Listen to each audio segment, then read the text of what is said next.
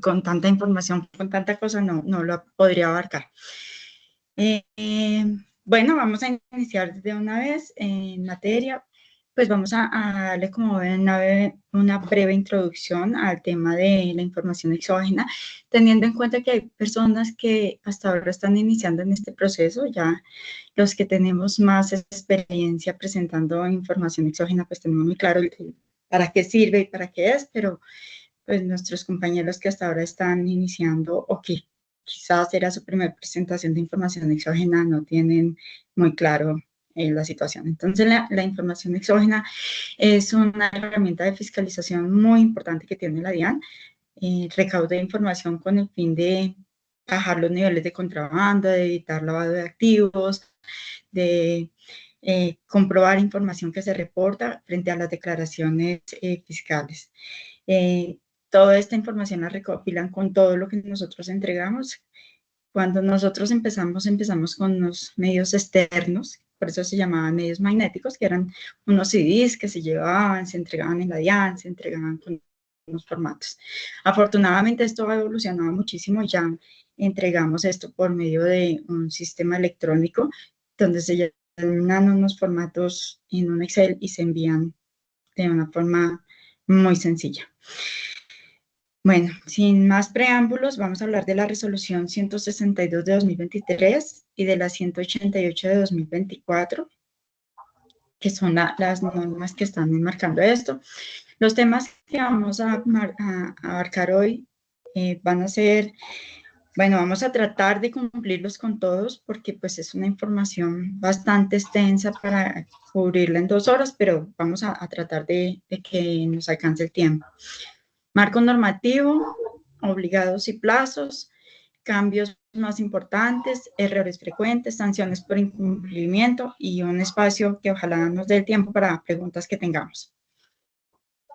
El marco normativo pues está en la resolución 162 de 2023 que fue modificada con la 188 de 2024. La resolución 162 es una resolución que viene de forma permanente, ya no nos habla de valores fijos, sino de valores en OBTs para que sea más fácil de adaptarla y de poder entender a quién le toca y a quién no.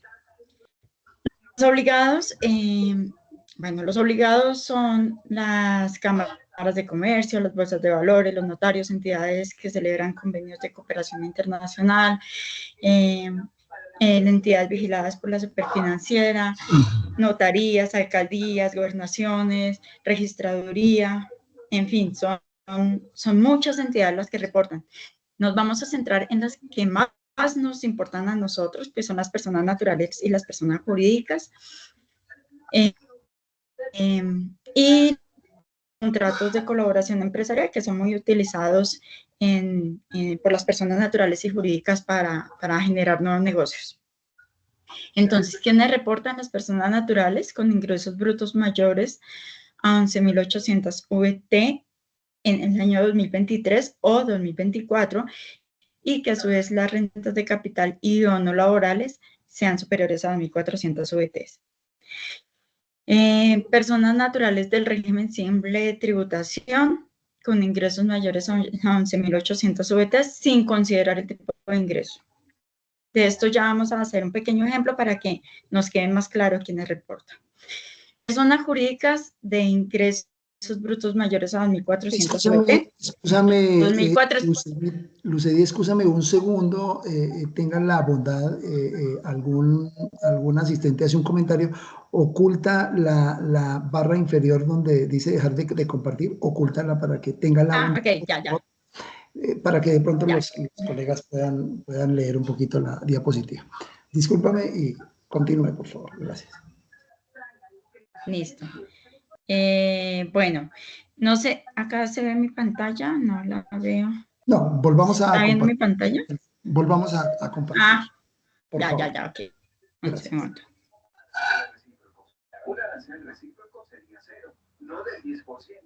Los aranceles de la administración carecen de fundamento lógico y contradicen la base de... Rogándole a las personas que seamos cuidadosos con el micrófono, mientras hacemos algunos ajustes con la parte técnica para silenciarlos, por favor, mantenerlos en silencio.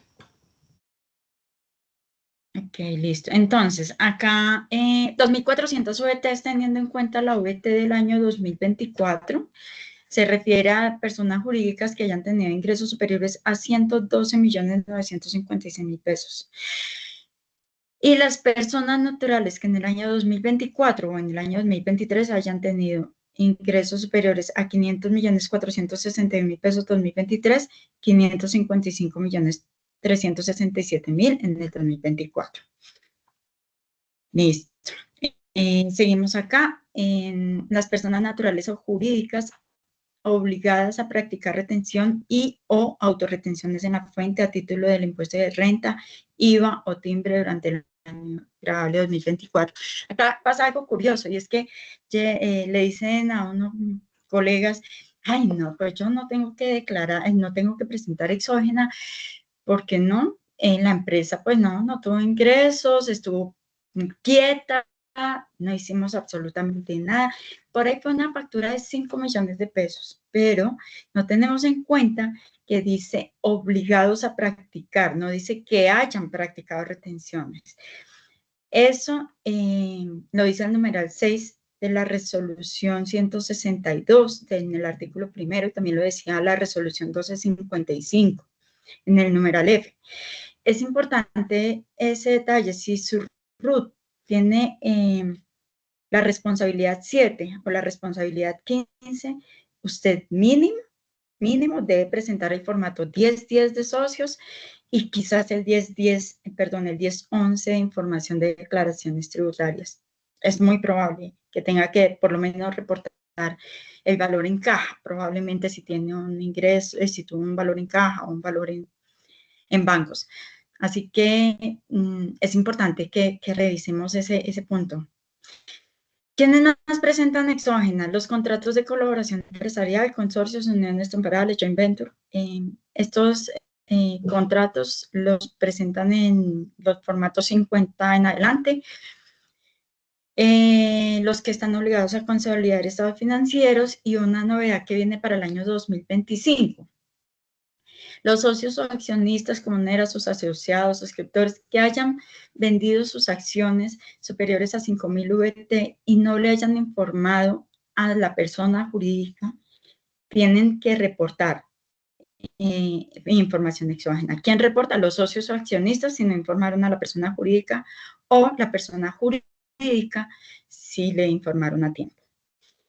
Esa es una novedad que viene para el año 2025 que se va a presentar en 2026. Entonces, ¿quiénes presentan como personas naturales? Decíamos que todos los que tengan ingresos superiores a 11.800 VTs. Entonces, acá teníamos un Excel, decíamos 11.800 VTs son 555.367.000 pesos para el año 2024 o 500.461.600 pesos para el año 2023. ¿Dónde se revisa esto? En el formulario de renta, en el formulario 210, vamos, revisamos cuánto fue el total del ingreso, si la suma de los ingresos brutos antes de devoluciones, eso también es bien particular en las personas jurídicas, se me olvidó aclararles, antes de devoluciones, ingresos brutos son los que se deben tener en cuenta. ¿Cuáles ingresos brutos? Todos los ingresos operacionales, ganancias ocasionales, se suman para ver si debo o no declarar. Entonces, estas personas naturales van a mirar su tabla y dicen, ok, vamos a ver el caso. Dice José, no, yo tuve 690 millones de ingresos, cumplo con el primer tope, debo de reportar información exógena. Pero también dice, y que la cédula en la subcédula, ya les muestro la subcédula aquí, donde nuestro formulario 210, que vamos a revisar adicional acá,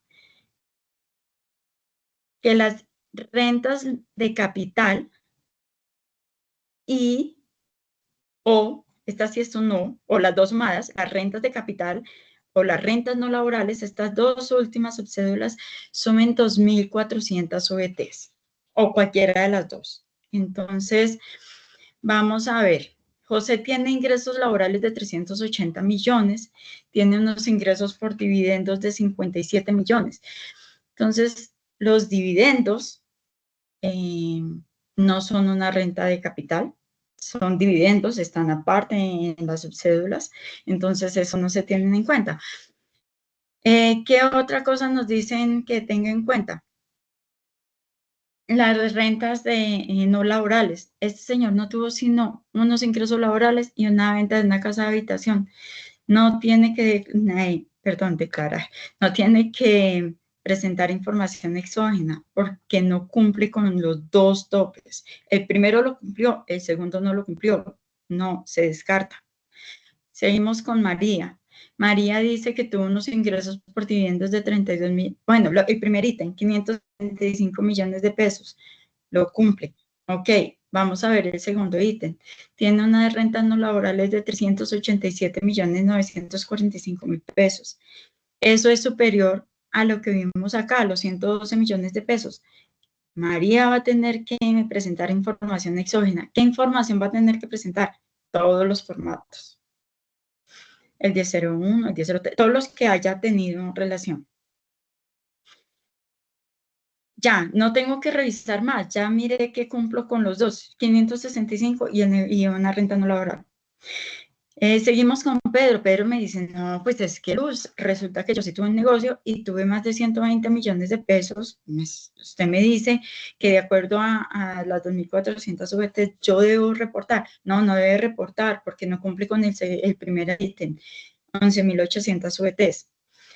Andrés, ¿qué pasa? Él tuvo 604 millones de pesos, pero de esos fue la venta de la casa de habitación. La venta de la casa de habitación no se toma en cuenta para el total de ingresos a reportar, entonces no debe reportar información.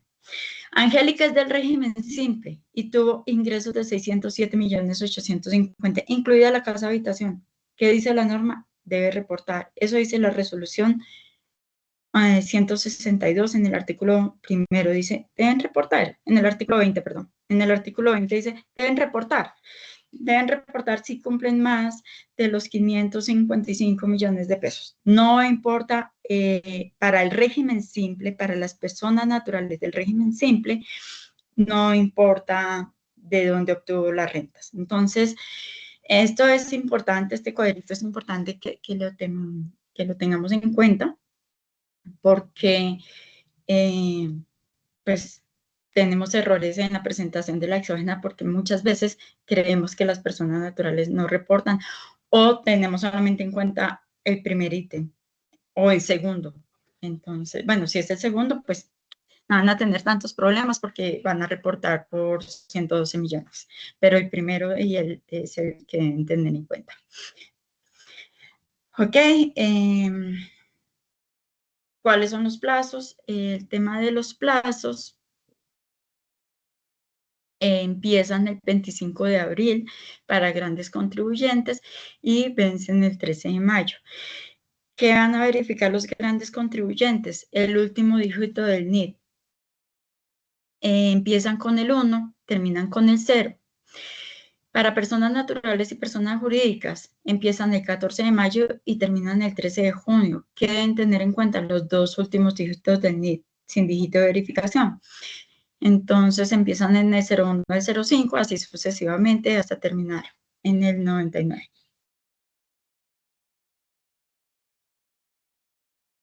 Bueno, vamos acá ya al tema más importante, son los cambios más importantes que hubo. Entonces, ¿qué dice la resolución 162? Que vamos a tener topes en VTs, ya no vamos a tener topes de si tuve 100 millones o tuve 500 millones o 112 millones, nada de eso se va a ver ya en estas resoluciones. Entonces, los topes mínimos para reportar en el formato 1001 va a ser 3 VTs. Si una persona tuvo, le pagamos el servicio, o sea, del aseo, y se le pagaron más de 3 VTs en el año, pues vamos a tener que reportar a la persona. ¿A quién reportamos? A la persona con nombre y apellido. Si esa persona debería tener RUT para podernos tomar todo como este gasto como deducible. Debimos haberle dicho a la señora María, por favor, saque el RUT en la DIAN, o présteme su cédula, le ayudamos a sacar el RUT. Le acompañamos porque necesitamos el RUT de todas las personas para poder tener los gastos y costos deducibles. Y seguramente tuvieron que haber hecho un documento de soporte para los que no estaban obligados a facturar. De hecho, adelantándome acá un poquito en los formatos, he visto y tengo el conocimiento de que están desconociendo el IVA descontable de los bancos porque no hicieron el documento de soporte de los extractos. El extracto no es una factura. Entonces, ¿qué tocaba hacer? Un documento de soporte. Pero bueno, era un paréntesis que me acordé acá de los documentos de soportes. Entonces, ¿qué vamos a reportar en el formato 1001? Los pagos o bonos en cuentas superiores a 3 VTs. Ya a criterio del profesional, será deducible o no deducible. Si además, no sé, quisimos hacer la retención en la fuente porque en esta empresa no tenemos en cuenta las cuantías y hacemos la retención, así sea que la hayamos asumido, pero el pago fue menor a 3 VTs, no se puede reportar en el número 2222. Se debe reportar con nombre y apellido en una fila a la persona que se le hizo la retención en la fuente. En este mismo formato 1001, deben reportarlo las personas de las que estábamos hablando al principio, de las que simplemente en su RUT decía obligado a retener. Si esa persona hizo una retención en el año de 5,000 pesos y la pagó la DIAN, pues esa persona también debe hacer este formato 1001 y lo debe reportar. Seguimos con el formato 1007 en ingresos. Bueno, el 1003 son retenciones. Estas retenciones siempre no han tenido un cambio. El 1004 son descuentos tributarios, tampoco tienen un cambio importante. El 1005, el 1006 son referentes a IVA. Siempre se debe reportar, siempre se debe reportar a los informados. No podemos reportar un IVA descontable o que nos tomamos como descontable con un NIT 2222. Eso ya nos lo informó la DIAN. Dijo, no señor, no se los va a valer. Es importante que usted me reporte a los informados. El formato 1007 se reporta sin bases, es decir, que se reporta desde un peso.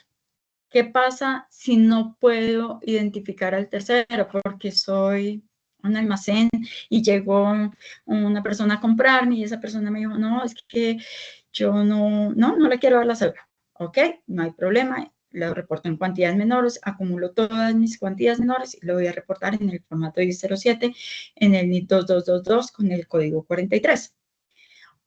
Quizás acá hay cosas que se presentan con los terceros del exterior. Le vendí al tercero del exterior y me pareció sencillo poner el 444001.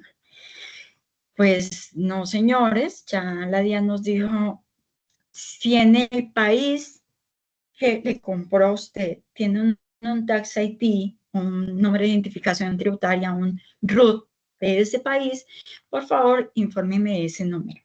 Así que debemos informar siempre los números. Es muy raro, no sé, yo no conozco el país que no tenga un número de identificación tributaria, no lo he visto. Todos los países tienen un número de identificación tributaria. Ya cada vez que yo le voy a comprar, le voy a vender a alguien, le digo, por favor, envíeme sus datos de identificación de su país y ellos me envían, no sé, por ejemplo, el de Alemania empieza por DE generalmente. Entonces, eso es muy importante porque la DIAN ya ha sancionado por reportar en el 444 por información imprecisa. El formato 1008 me dicen pasivos que la cuantía mínima va a ser 12 VTs. Entonces, si yo tengo un pasivo con cultura financiera por 565,000 pesos, la debo informar al NIT de cultura financiera. Pero si al contrario le debo 100,000 pesos y quiero informar a cultura financiera, lo puedo hacer. Eso es libre de hacerlo, pero también es viable acumularlo y ponerlo en el 222. En el formato 1010, esta es una novedad para, bueno, realmente no es tan novedad, pero se nos ha pasado y hemos tenido errorcitos de esos en el año anterior. Ojalá, como ya vinieron hoy al seminario, al webinar, entonces espero que no les suceda para este año. El formato 1010 se informa el valor, los socios, esta vez en cuantía. El año anterior decía, si el aporte de más de 3 millones lo informa. Este año dice, no importa el valor del aporte. Y adicional, infórmeme la prima en la colocación de acciones que pagaron sobre esas acciones. Acá hay algo que no sabemos todavía cómo se va a informar, es cuando yo compré las acciones que ya tenían prima en colocación de acciones, entonces si el valor nominal dice un valor, pero pues yo había pagado esa nómina, está un poco enredado eso, todavía la DIAN no ha conceptuado. Sin embargo, por ahora, ¿qué vamos a informar? El valor nominal de las acciones y la prima en colocación de acciones, sin tener en cuenta el valor del aporte. Desde $1 en adelante se informa el socio. Recuerden el valor nominal, porque muchas veces hemos informado el valor intrínseco, así se informó antes de la resolución 1255. En el formato 1647, ese es un formato que hacen las personas, que no es lo mismo que los contratos de colaboración empresarial. Un formato de ingresos recibidos para terceros es, por ejemplo, una inmobiliaria. Entonces, Cultura Financiera tiene sus instalaciones y quiere arrendar un edificio, porque ya tiene un edificio, y le dice a la inmobiliaria que por favor lo arriende. La inmobiliaria va a reportar en el formato 1647 el valor que recibió para Cultura Financiera, recibió 100 millones de pesos. Ellos me reportan ahí, Cultura Financiera en su formato 1007 va a decir simplemente que recibió a través de la inmobiliaria unos ingresos, pero no vamos a hacer el doble reporte. No puede decir que recibió por arriendos porque eso es un doble reporte en la información. Eso es un error. Cambios en los formatos y cosas a tener en cuenta. En el formato 1001, que es el pago, es el más difícil, es el más complicado que tenemos todos los cantadores cuando estamos haciendo esta información, porque no tiene solamente la información de costos y deducciones, tiene la compra de inventarios, tiene de dividendos, tiene gastos pagados por anticipado, tiene las amortizaciones de esos pagos, de esos gastos pagados por anticipado, tiene demasiada información. Entonces, en este formato hay que tenerle mucho cuidado. ¿Qué cosas a tener en cuenta como que ya venían, pero que hay que reforzar? El IVA de prorrateo, entonces, es una empresa que toma actividades grabadas, exentas, excluidas, que tiene las actividades del 476, que se puede pedir su IVA en devolución. Entonces, ¿qué vamos a tener en cuenta? Que si prorrateó un IVA, debe poner en la columna que dice IVA prorrateado el no deducible, el valor que se tomó como no deducible, el que ya descartó con el NIT del informado. Y esto es importante porque es probable que muchos de nosotros no nos hayamos dado cuenta de este cambio cuando sacaron la resolución 162 allá en el 2023 y durante el 2024 no lo registramos tercero por tercero. Así que es probable que nos toque trabajar un poquito más y consolidar esa información. En el formato 1005 vamos a tener que poner el IVA que se prorrateó. Ay, no, Luz, yo no hice eso tan exacto. Es que, pues no tuve en cuenta ese cambio. Pues al menos informen todo el IVA descontable. Les va a dar un mayor valor de IVA descontable. Es preferible informarlo así que dejarlo de informar, porque pues va a dar una inexactitud. Así que en el formato 1001 ponemos la parte no deducible, en el formato 1005 pongan todo el IVA que pusieron como no descontable. Que estamos sobre tiempo y no nos da, pues entonces póngalo en los dos formatos iguales. dupliquen la información en los dos formatos, en el 1005 y en el 1001. Eso nos va a evitar sanciones. ¿Qué viene adicional? Los dividendos. Los dividendos que se pagaron del año 2016 y anteriores, grabados o no grabados, los 2017 y siguientes, grabados o no grabados, se van a reportar en el 5068, 5069, 5070 y 5071. Dividendos decretados. Esto junto con la retención trasladada. Entonces, es que esos dividendos grabados me dieron una retención, pues entonces yo voy a tener que reportar la retención para allá en el concepto 5086. Compañera Luz, discúlpame un segundito para que no nos quede como dentro del, ahí como en duda en cuanto al prorrateo del IVA. Recordemos que la parte que es deducible es lo correspondiente al porcentaje que nos dé, después de hacer el prorrateo, el porcentaje de los bienes o servicios grabados y exentos. Los excluidos es la parte que no voy a deducir. Entonces, esa es de la que hablaba la compañera Luz Edith en su momento. Es como por dejarles ahí claridad que cuando yo prorrateo, cuando una empresa debe prorratear el IVA, es como cuando no tiene, digamos, las compras no están asignadas directamente a un ingreso, directamente que estén asignadas a un ingreso, pero aquellas organizaciones que de alguna forma tienen un sistema contable por centros de costos se les hace un poco fácil. Es decir, que el prorrateo del IVA no es que sea obligatorio.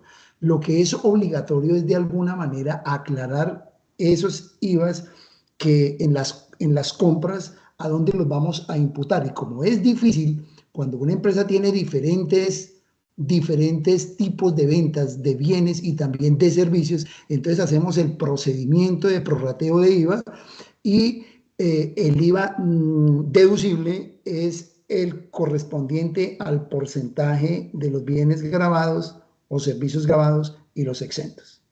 Muchas gracias. Continuamos. Sí, gracias, Otto. Es que sí, eso es bien complejo. Muchas veces los contadores ponen un solo NIT, así que, bueno, si ya no lo hicieron, por favor hágalo para este año para que sea más fácil su información. ¿Qué otro informe hay que poner? El impuesto nacional al consumo, el que es deducible, por ejemplo, el de la telefonía celular se pone en una fila, ese no tiene columna, el del IVA tiene columna, el impuesto nacional al consumo no tiene columna, entonces, ¿dónde lo ponemos? En una fila. ¿En qué concepto? En el 5066, no lo puse ahí, pero es en el concepto 5066. Una fila, ¿a nombre de quién? Del informado. Entonces, claro que se llama Concel, creo que todavía se llama, a nombre de él le pongo el impuesto nacional al consumo. ¿Cuál no es deducible? El de las bolsas definitivamente no es deducible, ese irá en la columna de no deducibles. El GMF, algunos lo poníamos a nombre de la DIAN, algunos lo poníamos a nombre del banco y no había una claridad a nombre de quién iba ese gravamen a los movimientos financieros. Ya la resolución nos dice, póngalo en nombre del banco. Si el Banco de Bogotá le hizo la retención de gravamen al movimiento financiero, por favor, declárelo en nombre del banco. ¿Qué nuevos conceptos vienen para el año 2025 que se van a declarar en 2026? La compra, donación, cesión de acciones o cuotas de partes de interés social. Lo que hablábamos en la primera diapositiva, el socio decidió vender sus acciones a otra persona, a otra empresa, y me informa, me contó a Cultura Financiera, llega y nos dice, no, yo ya no quiero ser más socio de Cultura Financiera, se las voy a vender y aceptaron la venta, todo se hizo de forma correcta. Vamos a tener que informarlos en los conceptos 5089 a 5091. Así que vamos a tener que pedirle a nuestro socio que nos dé una información relevante, como por ejemplo cuánto era el valor de patrimonial de sus acciones, vamos a tener que pedirle los datos a quién vendió, si nosotros somos los que compramos, pues tener los datos de quién nos vendió, todos esos datos, porque vamos a tener que reportarlo también en el formato 1001 por allá en el siguiente año. Viene un nuevo concepto para el gravamen a los movimientos financieros. En este año se está reportando en el 5015, para el 2026 se va a reportar en el 5001. Pero por ahora, en este año, se va a reportar en el 5015 todavía. Eso respecto al 1001, hay mucha información en el 1001, demasiada información. Por ejemplo, podemos hablar del 1001, está los gastos pagados por anticipado. Esos gastos te debe informar el valor del gasto que se pagó por anticipado en el concepto 5019, si mal no estoy, se debe informar. Pero si yo pagué por anticipado, qué sé yo, el arriendo, pagué 4 meses de arriendo porque para que me arrendaran el lugar, la oficina me exigían que pagara 4 meses anticipados, pero los pagué en diciembre, pues yo lo llevo a un gasto pagado por anticipado en mi activo y lo voy a amortizar. ¿Cuánto amorticé? Pues amorticé solamente un mes. ¿Qué voy a reportar en el valor de mi amortización? Un solo mes. Supongamos que pagué 4 meses a 4 millones. ¿Cuánto pagué por anticipado? 16 millones. ¿Cuánto amorticé? 4 millones. Los 4 millones los voy a informar en el 50. Uy, no. Bueno, se me fue el concepto, pero voy a reportar es en nombre del informado, no a nombre de la empresa que está reportando, a nombre del informado. Siempre. Eso. ¿Qué más reporto? Bueno, eso ya lo sabemos, eso no es nuevo, la compra de los activos. Voy a reportar, hay algo acá importante que nos ha pasado todavía y sigue pasando, a pesar de que ya venimos mucho tiempo con el formato 2276. No dupliquemos información. Los honorarios, comisiones que se han pagado como rentas de capital y que le hemos aplicado la retención del artículo 383 son, no rentas de capital, sino rentas laborales. Son rentas laborales y lo vamos a tratar como rentas laborales en el 2276. Entonces, ¿a quiénes vamos a reportar en el 1001? Probablemente solo van personas jurídicas. Una que otra persona natural que me informa que no se acoge al artículo 383 porque tiene más de 2 empleados y bueno. Entonces, en el 1001 vamos a reportar honorarios y servicios de personas jurídicas y de las personas naturales que nos dijeron que definitivamente no querían ser rentas laborales porque no querían con los requisitos del 383. Eso para evitar duplicar información, porque si le reportamos en el 1001 y en el 2276, probablemente vamos a tener un doble reporte y esa persona se va a ver afectada para cuando vaya a hacer su renta. Que viene de nuevo también en el 1004, los descuentos tributarios de gravamen a los movimientos financieros para las empresas que se acogieron al régimen simple de tributación. Entonces, para las personas y los contadores que tienen empresas en el régimen simple de tributación o personas en el régimen simple de tributación,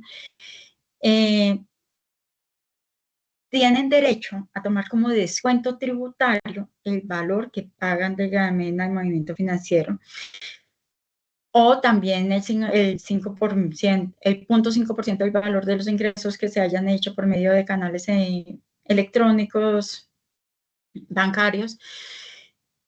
De eso el concepto de la DIAN dice que una consignación, por ejemplo, si a mí va mi cliente y me consigna al banco en efectivo, eso también es válido como un canal electrónico. El 0.5% es un descuento tributario. Estos descuentos tributarios para las personas del régimen simple van a ir en el 8339. ¿Qué otros descuentos tributarios? Pues quizá las retenciones que pagamos en el exterior y pues todos los descuentos tributarios que ya tenemos en las declaraciones. En esto no vamos a profundizar porque realmente este formato no cambió, viene prácticamente con lo mismo.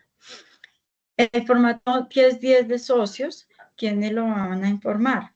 Nuevamente, las personas que en su RUT tienen la responsabilidad 7.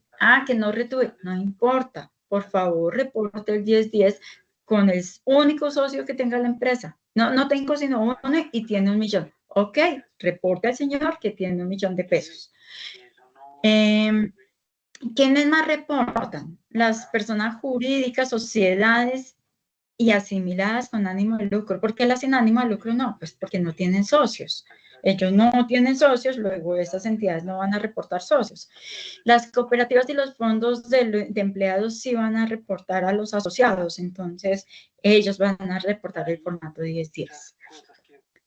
En el formato 1011 de las declaraciones tributarias volvieron, pues anteriormente, hace algunos años, seguramente los que ya hemos presentado información exógena de hace tiempo, teníamos que presentar el saldo en caja y el valor patrimonial de los activos como propiedad, planta y equipo. Y eso ya lo habían quitado, pero en la resolución 162 no lo vuelven a recordar. Por favor, ponga todo eso. En el 1011 hay mucha información a reportar que curiosamente me he encontrado que muchos contadores no reportan. Por ejemplo, algunos IVAs diferenciales del 5%, algunos IVAs exentos, ventas de productos exentos. Realmente el 1011 tiene demasiada información, tiene todo lo que son prestaciones que se tomaron como deducción en renta. Por ejemplo, las cesantías es un error frecuente que encontramos. En el formato 2276, ¿qué concepto de cesantías vamos a informar? Las cesantías que consigné al fondo. Entonces, vamos a reportar 2024. ¿Qué cesantías consigné al fondo? Las del 2023. ¿Qué le reporta en el 2276? Las cesantías que consigné en febrero del 2024. ¿Y cómo hago luz para reportar las cesantías causadas durante el 2024? Para eso está este formato 1011 de información en las declaraciones tributarias. Ahí vamos a poner esas deducciones. También están las depreciaciones. Entonces, es importante que le demos una chequeadita a la resolución 162, en el artículo 29 al 38, tienen bastantes numerales. Si de pronto no nos da el tiempo de leer toda la resolución, entramos al prevalidador y él nos saca todo un listado de cuáles van a ser los ítems que debo informar y cada numeral con el que debo ir informado.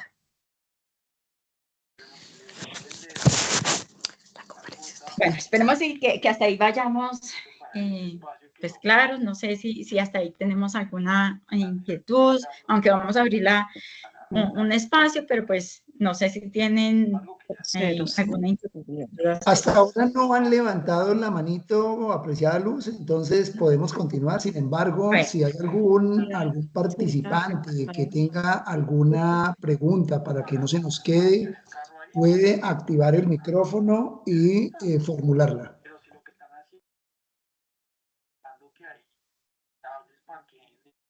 Continuemos, Luz. Bueno, hasta ahora no hay ningún...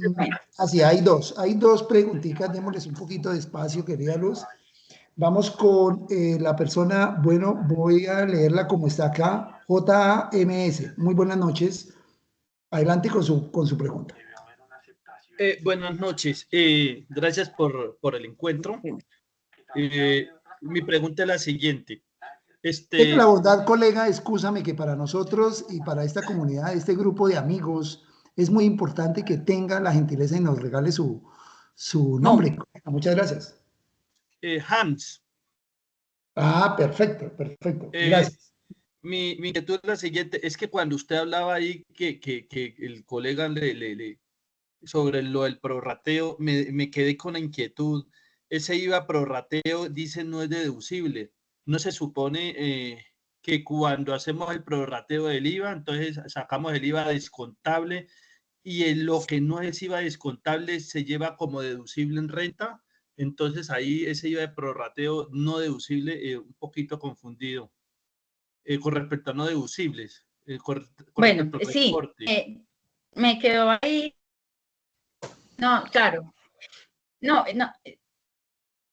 Sí, Hans, es verdad, claro. Es que el formato 1001 ya trae dos columnas, la parte que dice no deducible y la que dice deducible. Tienes razón. Si yo lo tomé como deducible, Luz, lo voy a informar en la columna de deducible. Luz, discúlpame, colega Luz, súbele un poquito, por favor, el sonido, que hay algunas personas del auditorio que me están solicitando que no se escucha. Puede ser el audio de ellos, pero por seguridad, súbele, por favor, al tuyo. Es tan amable, gracias. ¿Ahí? ¿Me escuchan mejor? Sí. Yo la escucho perfecto. Lo que pasa es que hay algunos colegas que no la escuchan. Presuntamente puede ser el sonido de cada uno de sus equipos. Ya. Ahí está el sonido. Sí, bueno, retomando entonces. Retomando, Hans, tienes razón. Yo le puse acá no deducible, pero es que fue como que estaba pensando en muchos escenarios y le puse ahí. Sin embargo, es algo a corregir en la diapositiva, no hay problema, pero simplemente si yo lo tomé en mi renta como deducible, lo pongo en la columna de deducible. Si lo tomé en mi renta como no deducible, lo pongo en la columna de no deducible. Eso ya depende de cómo cada uno de nosotros haya hecho esa labor. Y sobre todo porque lo que hablábamos es que muchas veces en la información estamos haciendo el prorrateo y nos parece fácil llevarlo en una sola línea a cultura financiera y sale. Entonces, cuando ya vamos a ver que nos toca armar este formato y no tenemos esa información, probablemente nos va a tocar decir, no me lo puedo tomar como deducible acá, porque no hice este cambio, porque no hice otra cosa, porque no tuve en cuenta lo que me decía la... Es eso, pero sí, así es. Si lo tomé en renta como deducible, lo voy a tomar una deducible porque así está el 10. Para adicionar, desde luego que pues aquí en el auditorio damos porque todas las personas asumimos de que todas las personas no tienen el conocimiento del prorrateo de IVA, aunque desde luego la mayoría de los colegas tienen una muy buena experiencia en ese sentido porque estamos conectados algunos profesionales en formación. Entonces, para efectos del prorrateo de IVA, para aquellas personas que no tienen quizá ese conocimiento o la experticia, pues el prorrateo del IVA es sumar primero todos los ingresos, se suman todos los ingresos grabados, los ingresos exentos y los ingresos excluidos. Si es que la empresa o la persona natural obligada a facturador electrónico, tiene diferentes actividades y los servicios que presta o los bienes que vende, pues son grabados a diferente tarifa. Entonces se suman todos esos valores, desde luego, y luego se saca la proporción. ¿Qué es sacar la proporción? ¿Cuánto es la parte de los ingresos, por ejemplo, grabados con respecto al total de los ingresos? ¿Cuánto es la parte de los ingresos excluidos con respecto al total de los ingresos? Pues simplemente se toma el valor y se divide en el total. Ahí sale un porcentaje. Y luego tenemos todo el valor del IVA. Todo el valor del IVA de ese periodo, y ese valor del IVA pues le vamos multiplicando por los mismos porcentajes que nos resultaron. Lo que llevamos como deducible en renta y cuando aplicamos el proceso de prorrateo es los valores correspondientes a los bienes gravados y los exentos. Los excluidos desde luego no. Entonces sumamos esos dos porcentajes y se lo aplicamos al total del IVA y ese es el valor que llevamos en renta y que también reportamos en el formato correspondiente de información exógena. ¿Correcto? Bueno, James, entonces creo que ya con esto le respondimos su silencio, por favor, en mi micrófono. James, es tan amable, gracias. Espérame, lo silenciamos desde acá. Tenemos otra pregunta, apreciada Luz, de Alex Díaz. Alex, buenas noches, bienvenida. Formula la pregunta, por favor. Buenas noches para todos y especialmente para los organizadores del evento. Muchísimas gracias por este espacio y por compartirnos todo el conocimiento, la experiencia y todo lo que ustedes nos están transmitiendo en este momento. Mi pregunta básica tiene que ver con las personas naturales obligadas a presentar la exógena. No me queda claro, no tengo claridad si es Ya, Es decir, ya no tesorería, debe estar como... No, porque ¿sí me escucha? Sí, sí, Alice, estoy. Gracias. Excúsame, colega, pedirles un inmenso favor encarecidamente con el mayor respeto que todos nos merecemos. Seamos cuidadosos en no activar los micrófonos en un momento inadecuado. Ayúdame, por favor, a silenciarlos, mantenerlos, no muevan el mouse hacia el micrófono para que, pues, entre todos podamos hacer un feedback de manera adecuada. Adelante, colega. Gracias. Bueno, la pregunta va con respecto a las personas naturales. Es decir, que una persona natural está obligada a presentar información exógena solo si cumple las dos condiciones, es decir, por rentas de capital y rentas no laborales, o solamente cumpliendo una de las dos condiciones. Es que no tengo claridad en ese concepto. Muchísimas gracias. Con mucho gusto, Alice, Alice. gracias, mira. Adelante, Luz. Muchas gracias por la respuesta. Mira, es así. Las personas naturales, vamos a ver, los dos topes. El primer tope. Ay, Dios. El primer tope. Colegas. La quitó, ayer la extrajo y me la quitó y me fue tirando la otra. Colegas, por favor, no Ever, los micrófonos, Ever, por favor, gracias. Es un favor especial. No muevan el mouse sobre Jacqueline. Está también. Silenciemos, por favor. Esto es normal que se...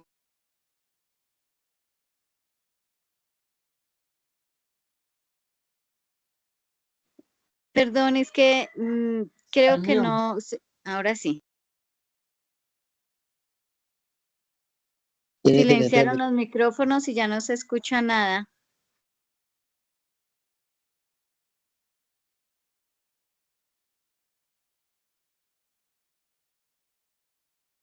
¿Listo, Alice? Ya, ahora sí.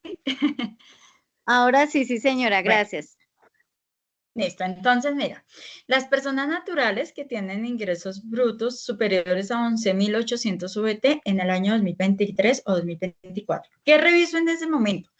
Cojo mi formulario 210, que acá lo tenemos abierto, y reviso mi declaración de renta. Sumo total de ingresos. Me da mayor a 11.800 VTs. Ok. ¿Cuántos son los 11.800 VTs? Los 555 millones o 500 millones del 2023. Dice la resolución I, o sea que cuando me dice I, debo tener en cuenta los dos, no alguno de los dos. Ya me di cuenta que tuve 11.800 VT, pero adicional voy a mirar si las rentas de capital y las no laborales me suman 2.400 VTs. Ahí sí tenemos un O. Entonces, ya tenemos la primera parte, 11.800 VT. Perfecto. La segunda parte es rentas de capital. ¿Suman más de 2.400 VTs? ¿Sí o no? Es probable. Las rentas no laborales suman más de 2.400 VT. No lo sabemos. Es probable que sí, probable que no. Las sumo las dos. Si las dos sumadas me dan 2.400 VT, lo hago. Si solo rentas de capital me suman más de 2.400 VTs, presento exógena. Si solo rentas no laborales me suman más de 2.400 VT, la presento. Entonces, debo tener 11.800 VT de base de total ingresos sin tener en cuenta la venta de la casa de habitación. Si esta persona tuvo en cuenta, tuvo 11.800 VTs y también vendió su casa de habitación, a esos 11.800 le resto la casa de habitación. Y me voy al segundo ítem, rentas de capital y rentas no laborales. Las dos sumadas o cualquiera de las dos que sume más de 2.400 VTs. No sé si fui clara, Alice, o si vamos a un ejemplo más específico. Sí, señora, bastante. No, sí era que tenía la confusión porque no entendía.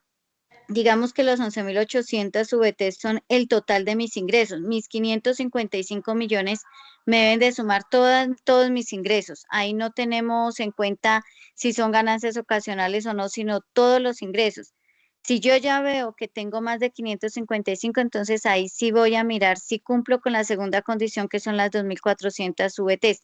Pero si en la segunda condición no cumplo las 2.400 VTs, entonces no presentaría la exógena. No presento.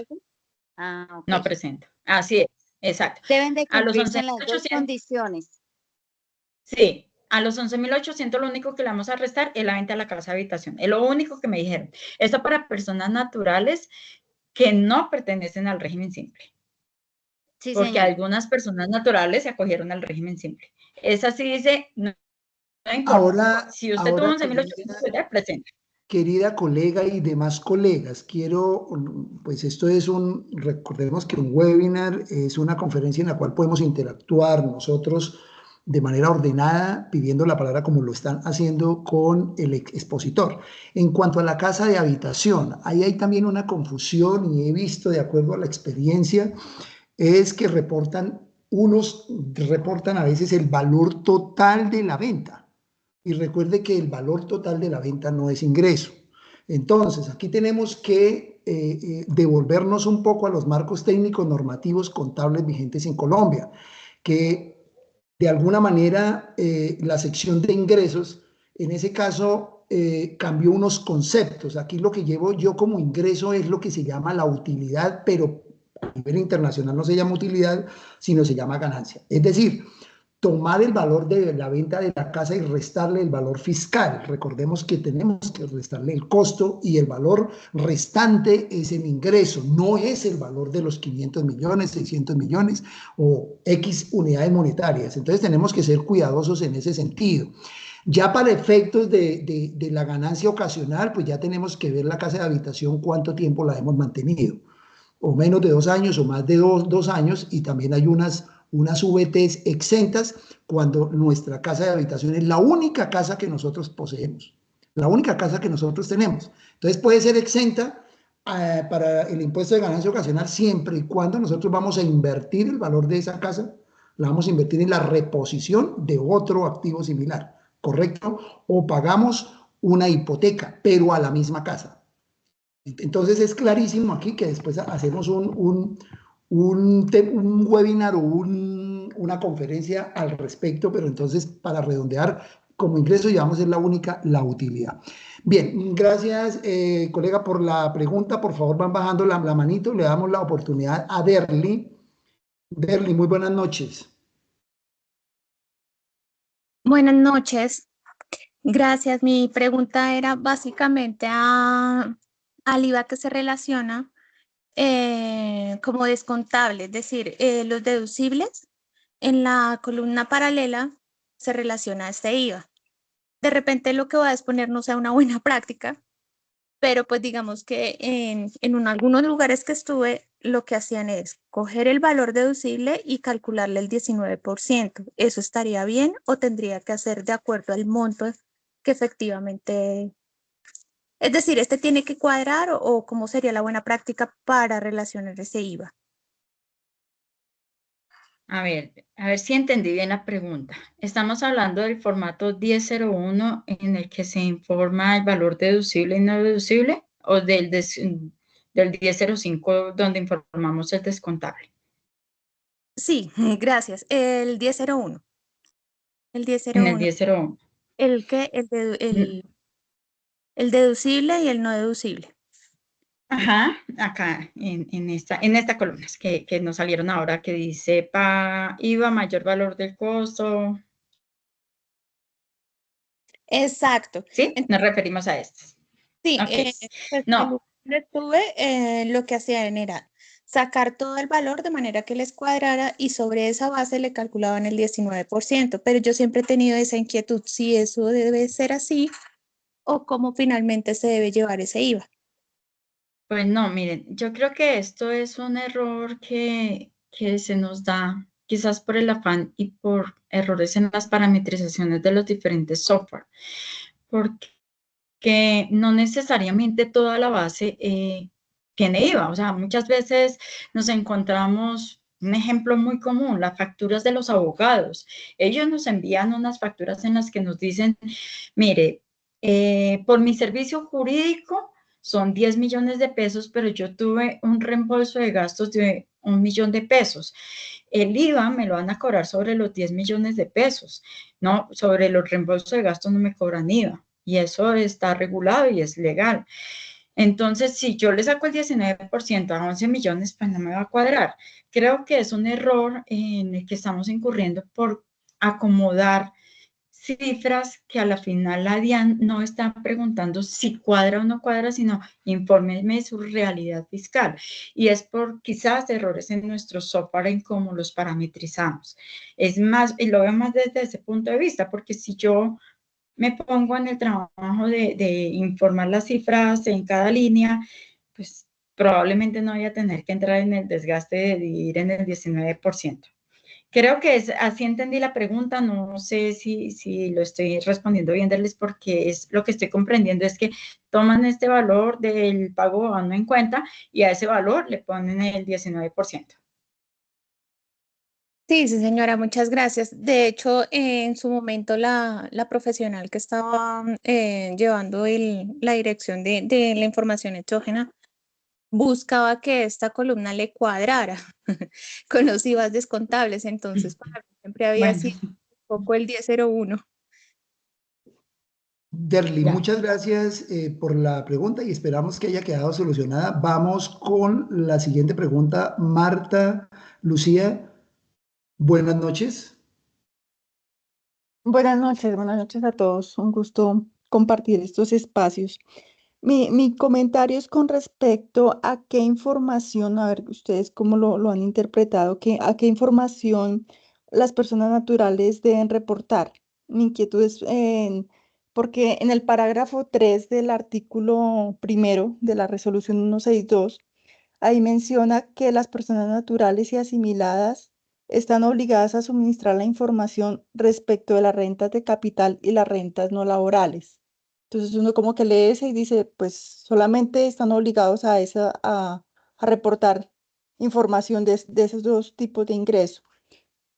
Después en el No, capítulo cuarto, si no estoy mal, ahí dice, bueno, la información, los obligados a reportar, o mejor, la información que deben reportar las personas naturales, jurídicas y asimiladas y demás, son pues los formatos que pues la mayoría conocemos. Entonces sí he visto interpretaciones y de hecho esta semana vi un concepto de la DIAN, creo que fue el de marzo o ayer, el 268, que sí como que interpreta que efectivamente las personas naturales, hablando personas naturales diferentes de régimen simple, que sí se entendería que podrían optar por solamente reportar información relacionada con rentas de capital y no laborales. Pero tengo esa inquietud porque pues uno diría, mejor pecar por exceso y reportar todo, pero también me pregunto cuál es la función de ese parágrafo 3. No sé cómo ustedes lo han visto. a ver, yo creo, y siempre he partido de una cosa, tener un problema con la DIAN es costoso. Ponernos a discutir y contratar el abogado tributarista que nos defienda de esto nos va a salir mucho más costoso que el tiempo que le vamos a tardar en presentar la información exógena a la DIAN. Eso primero. Segundo, la interpretación que siempre le hemos dado es todos los formatos, inclusive acá tenía precisamente esto porque sé que suceden estas dudas y la DIAN dijo que van a reportar en las preguntas frecuentes que ellos tienen en su página, dice qué información exógena van a reportar. Y entonces acá en la pregunta B nos dice qué información. Las personas naturales y asimiladas van a reportar el 1001, el 1003, el 10, van a reportar todo. Así que yo que les recomiendo, no nos desgastemos con la DIAN porque una pelea con la DIAN es compleja, es difícil, las sanciones no son baratas. Seguramente si nuestro cliente persona natural va a tener que pagar una sanción, pues se va a disgustar con nosotros, va a dar una mala referencia. Entonces, creo que prefiero pecar por más información y no por menos y entrar en discusiones innecesarias con la DIAN.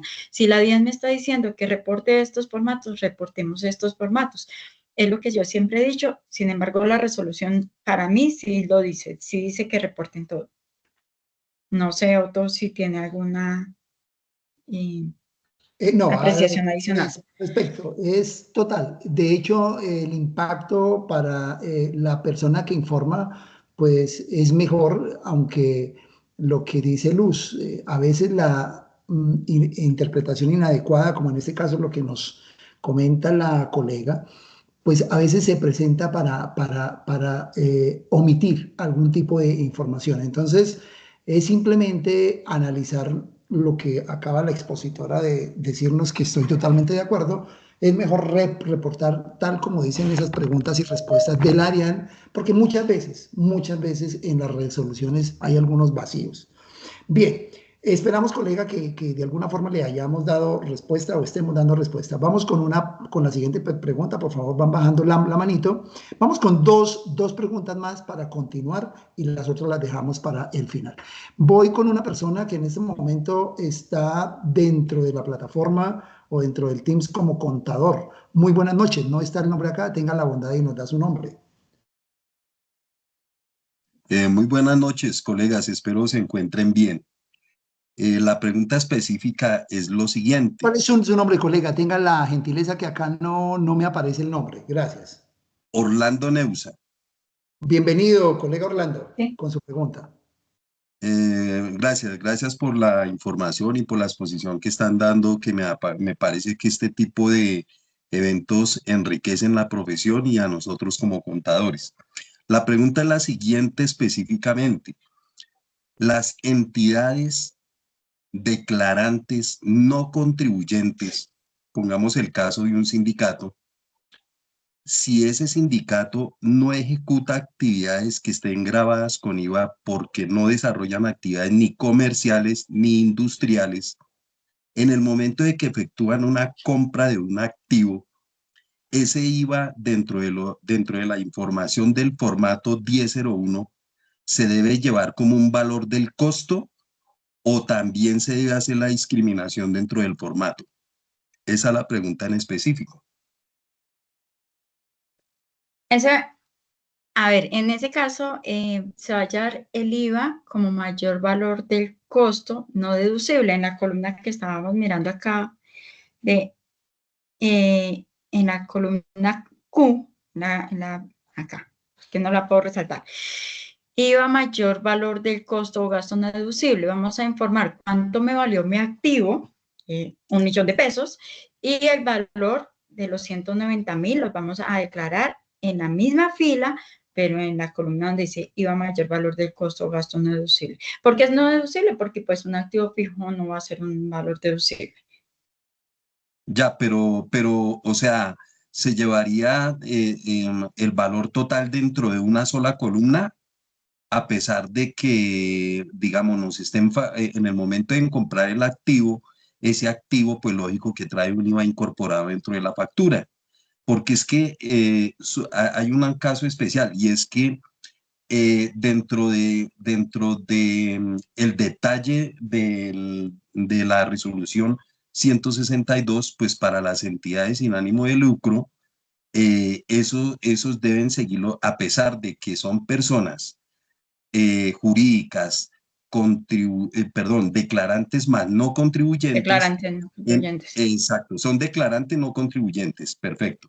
Entonces, ¿qué sucede? Que en los formatos que se han venido presentando, que en este caso que nos atañe, que es el 1001, se presenta a pesar de que, digamos, no son contribuyentes, ¿sí? Se discrimina dentro de la columna dentro de la columna de deducibles, ¿sí? No. O sea, eso sigue, ¿perdón? Sí. Sí, eso sigue, porque veo que en esa parte, en esta resolución no cambió, por lo tanto se le sigue dando el mismo tratamiento. Claro, entonces yo lo que decía en principio, yo reporto mi valor en la columna de no deducible porque un activo fijo no es deducible. O sea, este valor del activo fijo es un valor de mi activo y por consiguiente no va a ser un valor deducible en renta. Entonces, ¿dónde lo va a reportar? En la que dice no deducible. ¿Y dónde va el IVA de eso? En el de no deducible también. Y lo discrimino en la misma fila. Ah, exacto, ya lo entendí. O sea, sí llevo el valor antes de IVA dentro de la no deducible, pero en la parte del IVA también lo llevo como no deducible. Así es. Sí, señor. Ah, perfecto, perfecto. Perfecto, colega. No, gracias por Gracias. la orientación, muy amables. Con todo gusto, colega, y gracias por la pregunta. Vamos con una preguntita más. Luz, hay una persona que dice que si tiene la bondad y le vuelve a presentar en la pantalla las preguntas de la DIAN para saber qué formato debe reportar las personas. Voy con la pregunta en ese momento de una última pregunta de Marta Mejía. Muy buenas noches, Marta. Las demás, por favor, las dejamos para el final, para darle un poquito de celeridad a la participación de la colega Lucedit. Gracias, Marta. Adelante con su pregunta. Sí, muy buenas noches. Gracias a ustedes por ese espacio que nos brindan. Sí, gracias, Marta. Adelante con Sí. su pregunta, Marta. Gracias. Sí. Bueno, sí, lo que pasa es que se me fue acá el micrófono. Bueno, yo tengo una consulta. Tengo un cliente que su casa de habitación la compró, perdón, en el 2021 y la vende en el 2024. Pues ahí no es ganancia ocasional porque ya pasaron más de 2 años, ¿no? Sí, No, o sea, ya no es ganancia. al contrario, más de 2 años impactan. Perdón, sí, disculpe, me equivoqué, sí. Perdón, sí, digo, ya ahí es ganancia ocasional porque pasaron más de 2 años, exacto. Correcto. Entonces, menos de 2 años, impactan es renta ordinaria. Correcto, para las personas naturales y las personas jurídicas. Perfecto. Exactamente. Bueno, mi duda es ese valor, por lo menos el costo, va a ser el valor que tiene en el impuesto predial. Es una persona del régimen común. Bueno, Marta, ok, sigue, perdón. Pensé que sí, o sea, esa era la pregunta. por lo menos. Sí, exacto, porque tenemos esa duda ahí de si el costo que se va a colocar al momento de hacer la declaración en la ganancia ocasional va a ser el valor. ¿Qué opina Luz al respecto de la pregunta de la colega Marta Mejía? Desde luego, pues yo también voy a dar mi opinión, pero primero quiero conocer el de la expositora.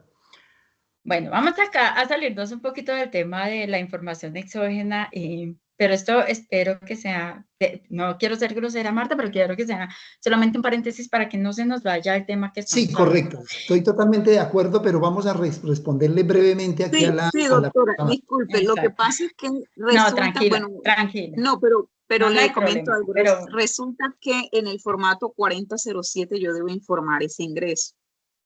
Ya, el ingreso de ganancia ocasional, ya. Y entonces, pues al momento, o sea, de yo mirar también, estaba mirando en total, pues ya me voy más allá mirando el costo, entonces ahí es donde me queda esa duda, aunque el costo ahora no se va a reportar, pero sí me queda la duda. Porque voy a reportar el valor en que se vendió, aunque no fue mucho porque fue una casa que la vendió la señora al hijo, entonces el valor, no, la diferencia entre el costo en que está en predial con el valor comercial no fue mucho, creo que fueron como 15 millones apenas. Ya, bueno, es que, a ver, para el tema de las personas naturales hay que ver el artículo 71 del Estatuto Tributario y mirar el costo de los inmuebles, ¿no? Entonces, el estatuto nos da unas opciones que las personas naturales que no están obligadas a llevar contabilidad pueden tomar para ver cuál de los tres debe tomar. Una es el predial, el otro es el valor de compra con las mejoras y el otro es el valor del reajuste fiscal, ¿no? Entonces, tenemos que mirar las tres opciones. ¿Cuál es el valor que tomamos? El que yo he declarado en mis declaraciones tributarias, porque de pronto cuando yo lo compré me valió 100 millones de pesos, tenía un costo de 100 millones de pesos y le hice reajustes fiscales y la he declarado con mis reajustes fiscales que me da la norma. Si yo hice eso, pues el costo que debo tomar es el costo que he declarado en mis declaraciones tributarias, valga la redundancia. Ese sería el costo que debo tener en cuenta para mi ganancia ocasional. Bueno, bien, para anexarle Listo, y adjuntarle una partecita a lo que nos explica Lucedit, también es claro tener en cuenta lo siguiente, apreciados colegas. Hay que mirar el bien o el inmueble en qué jurisdicción se encuentra. Si en los últimos 3 años ha habido una actualización catastral, para que nosotros también tengamos claridad del valor que vamos a reportar en nuestra renta de personas naturales o incluso para las personas jurídicas. Porque también recordemos que lo que nosotros reportamos en las declaraciones de renta, pues se viene a constituir en costo fiscal. No obstante, debemos estar pendientes de las actualizaciones catastrales porque esto nos genera un impacto. De alguna manera nos puede generar un impacto cuando tenemos unas perspectivas o tenemos pensado, y dicho de otra manera, que vamos a mudarnos de ciudad, vamos a mudarnos de barrio, y para que nos impacte menos la ganancia ocasional, es interesante que nosotros de alguna manera podamos solicitar un avalúo catastral y subirlo, pero eso no se puede subir al instante, sino por lo menos para que genere ese impacto positivo, es decir, que tenga que pagar menos ganancia ocasional, recordando que si la única casa de habitación es la que estoy vendiendo, pues hay una excepción de acuerdo a la ley 2277 del 2022, que son las primeras 5,000 VTs. Anteriormente, antes de la 2277, estábamos hablando de las primeras 7,500 VTs. Entonces, a mí se me han presentado casos donde yo recomiendo como asesor tributario, sea de una persona natural o de una persona jurídica, es que si el activo, el inmueble para una persona natural o el activo para una persona jurídica está en un lugar donde no han habido actualizaciones catastrales en los últimos años, es interesante intentar subirlo. ¿Y cómo se hace el proceso para subirlo? Pues acudiendo a un avalúo catastral y solicitando ante la autoridad catastral, pues obviamente ese aumento de la base, y por lo menos hacerlo un año antes, es decir que en el periodo anterior se haya pagado el impuesto predial sobre el último avalúo, para que así la administración tributaria pues no me desconozca posiblemente ese cambio, ¿correcto? Bien, entonces creo que ya con esto respondimos. Las últimas preguntas las podemos hacer hasta el final. Vamos a darle paso a la compañera Lucedit para que continúe con su magnífica exposición. Muchas gracias. Listo, gracias a todos. Entonces, ¿qué errores frecuentes encontramos en los reportes de exógena? Que estábamos de afán, era a las 11 de la noche y era el último día, estamos corriendo y vamos a reportar, y en lugar de entrar a nombre del tercero, entramos a nombre propio y reportamos la información exógena en nombre del representante legal. Ese es un error subsanable, sin sanción. Ya la Corte dijo que no hubo un daño al Estado, que no se reconoce, y por tanto nos dan la opción de arreglarlo por un PQR. Eso se lo dejo como tip para que si a alguno le ha pasado y está asustado por la sanción, no se preocupe, entre a un PQR y dígale a la administración, me equivoqué. Eso no era del representante legal, eso era de la empresa y no les va a dar sanción. ¿Qué otro error? El tipo de documento 13. Resulta que todas las personas naturales que tenemos RUT, que sacamos el RUT en la DIANE, que nos asignaron un número de NID, las debemos reportar con el número de documento 31 y el dígito de verificación. Y es así como se deben reportar las personas naturales. Eso ya lo conceptó la DIANE, ya lo ha dicho. Aunque eso no genera sanción, es la forma correcta de reportar a las personas naturales. Los terceros del exterior, lo que estaba diciendo, señora. Quiere decir que nosotros veníamos reportando el 13 y no es el 13 sino el 31. Así es, sí, y gracias. Es un error frecuente, o sea, eso lo vemos muy frecuente. Yo creo que los que estamos presentes, el 99,8, excepción de la doctora, no lo presentó. Gracias, disculpe la interrupción, gracias.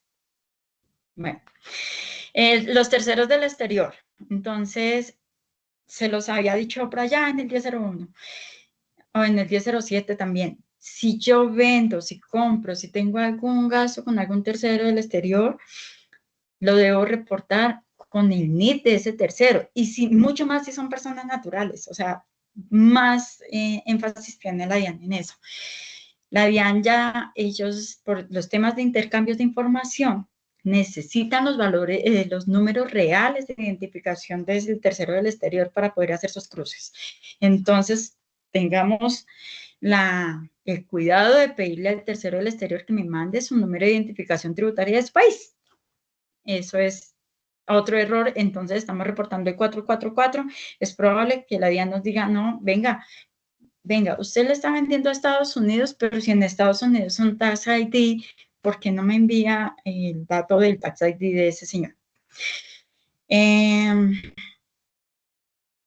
Las acciones que se deben reportar, pues que se reportaban a valor intrínseco, todavía, aunque ya desde la resolución 1255 no lo habían dicho, todavía hay personas que quizás por el afán o porque hay alguna situación han reportado las acciones a valor intrínseco. Recordemos que es a valor nominal y este año el valor de la prima de colocación de acciones. El reporte de la Seguridad Social a cargo del trabajador muchas veces no se reporta en el 1001 porque las personas se confunden con el 2276. No, es que yo ya lo reporté en el 2276. Sí, pero también debemos reportarlo en el 1001, pero ya en los conceptos 5010, 5011, debemos reportar la parte deducible, o sea, la que pagamos como empleadores, y la no deducible, que es la que le descontamos al trabajador. El de las cesantías, ya se los había dicho, que se reporta en el 2276, es las consignadas o las pagadas efectivamente al trabajador, porque el trabajador se retiró o porque me pidió las cesantías para pago de estudios o mejoras de vivienda. Esas son las que reportamos en el 2276. Las causadas las vamos a reportar en el 1011. Errores en duplicar la información, ya se los había dicho, los honorarios, en los contratos de colaboraciones empresarial, que tenemos unas cuentas, un contrato de mandato. Discúlpame, su excelente exposición es, para muchos colegas no les queda claro presuntamente el valor nominal y el valor intrínseco. Entonces es interesante conocer esa diferencia porque hay una diferencia. Entonces el valor nominal, pues es aquel valor con el cual se constituyó la organización, es el valor, vamos a decir, el costo de la acción, es decir, el valor del capital social dividido en el número de acciones en circulación, ¿correcto? Ese sería el valor nominal, y el valor intrínseco es aquel valor que de alguna manera por el tiempo pues ha tomado algún valor adicional. Entonces, por cualquier motivo, porque recordemos que posiblemente mi empresa sea una empresa que genera, o mejor dicho, negocia esos instrumentos financieros, que las acciones se llaman instrumentos financieros, las negocia en una bolsa de valores. Entonces el valor intrínseco es el último valor, vamos a decir, de la valorización o el valor del mercado de esa acción, ¿correcto? Y eso debemos de irlo ajustando incluso en nuestra contabilidad. Pero aquellas organizaciones de las que nosotros conocemos, de las que nosotros comúnmente trabajamos, que son por acciones, pero que las acciones de alguna manera no se les ha hecho algún proceso de medición posterior que se debe hacer, un proceso de medición posterior, aquí las empresas debieran estar constantemente haciendo valoración empresarial de la organización y de alguna manera ajustando ese valor nominal de las acciones. Esa sería una de las recomendaciones. Muchas gracias. Continuemos, Luz. Gracias. Estábamos hablando de la duplicación de la información. Entonces tenemos un contrato de mandato. Estos contratos de colaboración empresarial se van a reportar en los formatos 5247, por ejemplo, se reporta el que corresponde al 1001. Entonces ese mandatario va a reportar en el 5247. ¿Qué reporta? Pues lo mismo que reportaría en el 1001, pero pues a nombre de el mandante. Estos contratos de mandato, para las personas que quizás no hayan tenido cercanía con esto, es que yo, Lucedy Angarita, le dice a Cultura Financiera, hágame el favor y usted se encarga de cobrar los honorarios de de comprar una mercancía. Yo quiero que usted vaya y me compre una mercancía. Es un ejemplo más claro. Entonces, firmamos un contrato entre los dos y Cultura Financiera ahí dice, no, la señora Lucedía Angarita no está obligada a retener, entonces vamos a mantener las calidades. Bueno, eso es un tema ya mucho más complejo, pero yo vengo a comprar esta mercancía en nombre de la señora Lucedía, yo le hice todo lo que ella me dijo, entonces, ¿dónde voy a reportar? Es en el formato 5247. Cultura Financiera lo va a reportar en el formato 5247. Lucedía Angarita, ¿dónde reporta? En el 1007, una sola línea, una sola fila que dice, tuve ingresos por un contrato de mandato con el señor Cultura Financiera. No más. Entonces, yo los reporto ahí. Cultura Financiera en el 5247. Importante eso para no duplicar información, porque si yo en el 1007 reporto ingresos, entonces, de parte del otro, entonces se me va a volver un doble reporte de información. ¿Listo? Eso es. ¿Qué otra cosa? Conciliar las cifras. El 1003 es un formato sencillísimo. Te pido la palabra respetuosamente en cuanto a los contratos de colaboración empresarial. También es interesante, por ejemplo, comprender qué tipos de contratos o qué son los contratos de colaboración empresarial en la realidad. Son aquellas uniones entre dos o más partes, por ejemplo, yo me voy a unir con alguno de ustedes para desarrollar algún proyecto donde alguno pues aporta algún tipo de capital intelectual, el otro aporta el cliente, entonces nos unimos. Y los más conocidos en Colombia, pues todos se desarrollan, por ejemplo, que son los consorcios, los consorciados, los consorcios y las uniones temporales. Pero también hay uno fundamental en los cuales yo, pues casualmente soy revisor fiscal de una organización que hacemos ese tipo, solo contratos de colaboración empresarial, son los famosos contratos de cuentas en participación. Entonces, ahí hay un partícipe visible y hay un partícipe oculto. Entonces, ahí lo que tenemos que mirar es quién va a reportar. Pues el visible. Desde luego podemos hacer nos unimos dos personas, pero el uno es oculto y el otro es visible. El visible es el que, vamos a poner un ejemplo coloquial, es el que pone el pecho, es el que le pone el pecho a la brisa, es el conocido por el contratante. Él es el que debe reportar. Sin embargo, pues hay ya unas condiciones o unas características para el efecto del manejo ya tributario, pero en cuanto al reporte de información, el que reporta es el visible. Muchas gracias.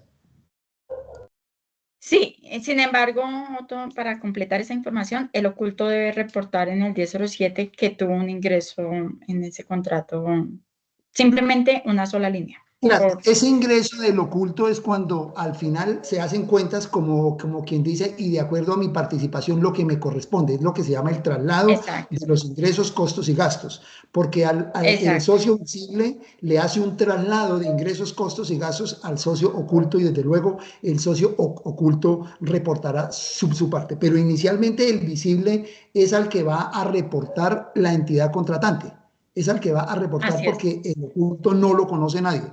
El oculto lo conoce el otro socio porque se hace lo que se llama un acuerdo de voluntades, un contrato de acuerdo de voluntades de acuerdo a un porcentaje, puede ser 50 y 50 o cualquier porcentaje. Entonces, cuando el uno le transfiera los ingresos, costos y gastos a la contabilidad del oculto, pues el oculto tendrá que también reportar de esa misma manera. Así es, exacto. Pues otra cosa, pues más que un error es una recomendación. Conciliemos las cifras reportadas con las cifras fiscales. Entonces, el 1003, que es las retenciones que me practicaron, pues es muy sencillo. Si voy a decir que me practicaron 10 millones de pesos, pues debo tener 10 millones de pesos en mi reporte. Es eso lo que les invito. El 1001 es complejo, es tratar como de sacar esas cifras de la parte deducible, es más difícil de conciliar. Si nos da el tiempo, maravilloso, sobre todo a las personas que manejan varias empresas, seguramente se les va a dificultar más entrar a hacer ese tipo de conciliaciones, pero es lo recomendable.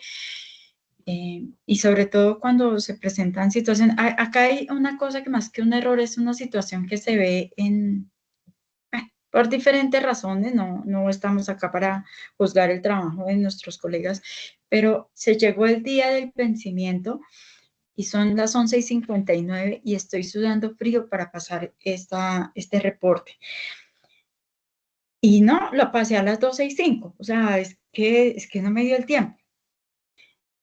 ¿Qué pasa con eso? Ya han habido sentencias en las que dice que si no se puede comprobar un daño a la administración, no me pueden imponer una sanción. Si lo mejor es que no nos suceda, pero si nos sucedió, esas sanciones son de alguna forma apelables, de alguna forma responderle a la administración, no, pues es que la información está ahí, generalmente pues ya han habido sentencias, ya han ganado esas sentencias, esperemos que no nos suceda, pero colegas, si nos llega a suceder, por 5 minutos, 3 minutos, no hay un daño a la administración. Pues trabajemos juiciosamente para que no estemos ahí. Ya sabemos que los vencimientos empiezan en mayo. Tenemos un tiempo prudente en el que quizás podamos trabajar en un horario normal, en un horario de día, para trabajarle juiciosamente a esto. Entonces, ahí les dejo esa invitación. Sanciones. Entonces, las sanciones aplicables en la presentación de la información exógena es el 1% si no reporté información. ¿Sobre qué? Acá ya actualizó. ¿Sobre qué calculo la sanción? Sobre las cifras que no reporté. En el formato 1001, ¿qué sumo? Pues todas las columnas que debo presentar. El valor deducible, el valor no deducible, los IVA, todas las columnas las sumo y le calculo el 1%. Esa va a ser mi sanción. Sin superar los 7.500 VTs, eso sí fue algo importante que tuvimos en los cambios normativos porque estas sanciones de exógena eran demasiado costosas. Sin embargo, siguen siendo costosas, pero han bajado. El 0.7% si reporté información errada. ¿Sobre qué voy a calcular? Pues sobre la información que reporté errada.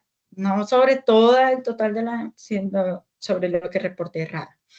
El 0.5% si reporté la información en forma extemporánea. Tenía que presentar el 14 de mayo y representé el 20 de mayo. Pues debo calcular el 0.5% de esa información.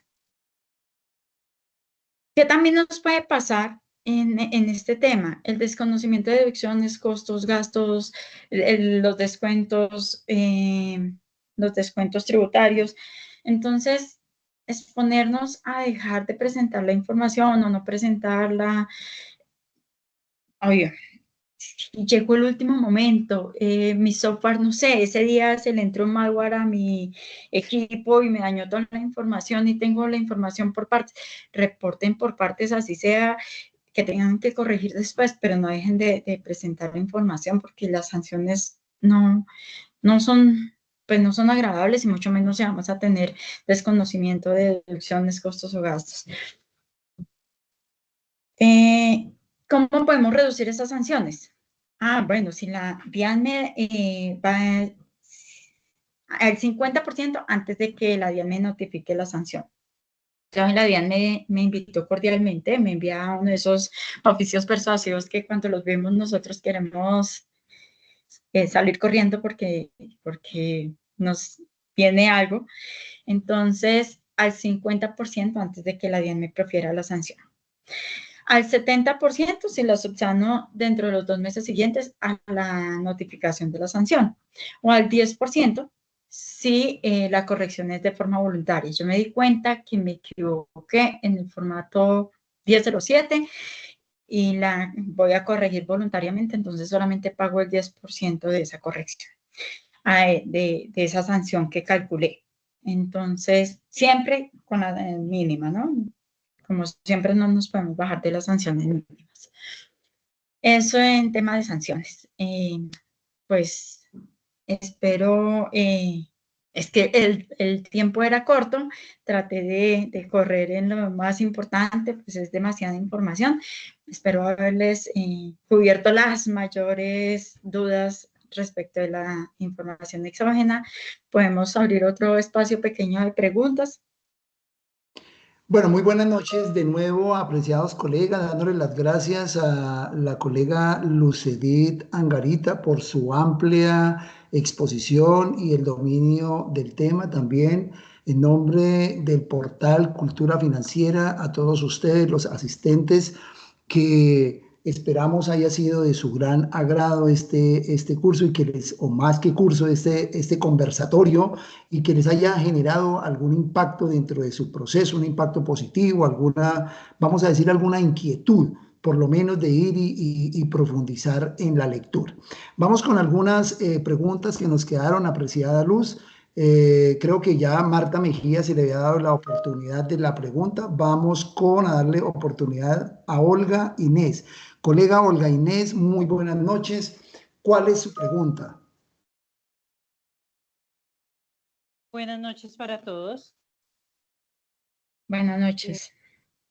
Mi pregunta va referente al tema de los gastos que tenemos con proveedores del exterior, más específicamente con proveedores como Google, esas compras que se hacen ahora de inteligencias artificiales, todo ese tipo de gastos, pues yo personalmente los llevo con el NIT 444.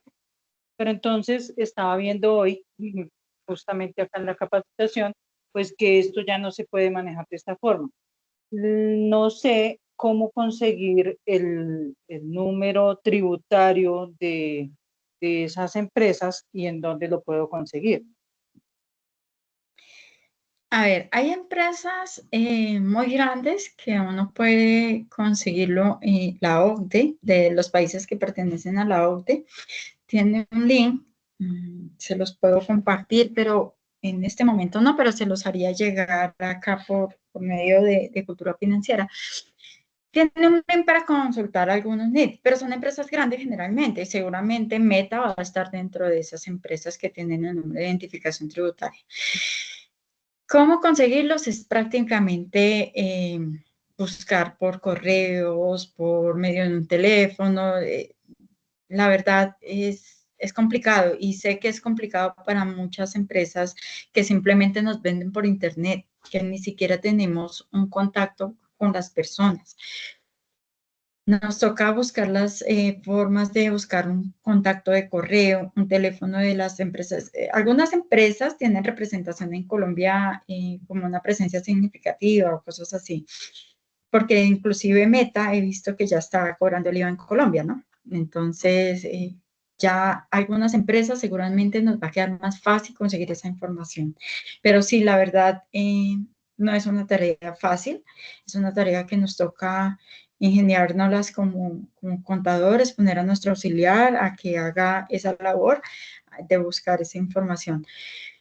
Lo que te digo, la OCDE tiene un link para consultar algunos NIT de algunas empresas grandes. No estarán todas, pero pues seguramente podremos conseguir algunas importantes. Vale, muchísimas gracias. También hay plataformas como Standard & Poor's, esas plataformas financieras donde nosotros podemos entrar y de alguna manera mirar información de cada uno de esas organizaciones internacionales. Esas empresas tienen colgados sus estados financieros, tienen colgados sus informes de gestión, como dice la colega Luz. Muchas veces nos toca, como decimos vulgarmente, como cucaracha patas arriba, rebuscárnosla hasta podernos parar y buscar la información en donde sea. Yo la he buscado por Standard & Poor's 500, Standard & Poor's, y por esas diferentes calificadoras que agrupan las empresas más grandes del mundo, donde está Amazon, donde está Google, donde están las petroleras y otras organizaciones con las cuales pueda que algunas de sus organizaciones tengan relaciones comerciales. Bien, vamos con la siguiente pregunta con la colega Ángela Fernández. Muy buenas noches, Ángela. Adelante con su pregunta. Profe, perdón, antes de que su merced continúe con la siguiente pregunta, ¿podría compartir por los mensajes de la reunión o por el chat el nombre de la empresa donde su merced consulta? Standard & Poor's, SIP. SIP, y ustedes buscan ahí en Google Standard & Poor's, son organizaciones que agrupan las empresas más grandes a nivel internacional. Sobre todo en Standard & Poor's la encuentran también, y en la OCDE pueden entrar y encontrar allá allá están colgados todos los estados financieros, los informes de gestión de esas organizaciones, y ahí podemos tener la identificación tributaria de cada una de ellas. Standard & Poor's 500, Vale, que es la que muchas agrupa gracias. las 500 empresas más grandes del mundo, por ejemplo, que cotizan en el mercado de los Estados Unidos. Gracias. Gracias. Con todo gusto, colega. Vamos con Ángela Fernández. Muy buenas noches, colega. Lucedil le escucha su inquietud. Buenas noches para todos. Bueno, muchas gracias por este espacio. Mi pregunta va de la siguiente manera. Si yo liquidé una compañía y le hice la cancelación de la matrícula en el año 2024, ¿tengo la obligación de reportar la exógena siempre y cuando haya pasado los topes? Esa es una pregunta muy buena porque no tienen la obligación. Si yo cancelé la matrícula durante el año 2024, no tengo la obligación de hacer reporte de información exógena. Eso ya lo informó la DIAN, ya nos lo ha contado varias veces, así que es bien interesante esta pregunta porque puede que muchos colegas más tengan esa situación. No tienen la obligación. ¿Y normatividad la conoces? ¿La tienes a la mano o simplemente investigo? La resolución. En la resolución. No, la resolución 162 está hecha. En la resolución está estipulado, sí, señor. Ok, no vale, muchas gracias. Gracias, colega. Vamos con Yeritza Rojas. Yeritza, muy buenas noches.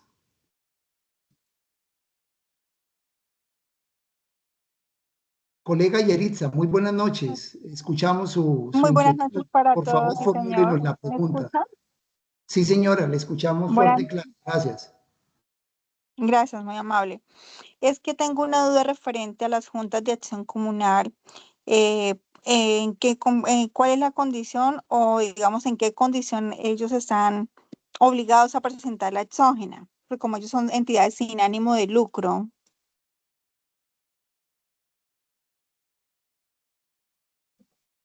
¿Aló? Sí, estaba escuchando. Yo, la verdad, tengo una duda con las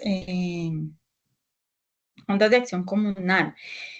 Ellos son informantes, no contribuyentes del impuesto de renta, ¿verdad? Sí, señora, son informantes. Sí, señor, son informantes, no contribuyentes.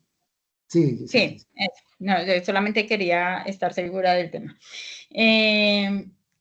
Estas entidades deben reportar lo que tengan si hicieron retenciones en la fuente porque de pronto hicieron un evento grande en el que tuvieron que hacer algún pago. Es lo único que tendrían que reportar, el formato 1001 respecto de esos gastos que hayan tenido. Ese es el formato que tendrían que reportar.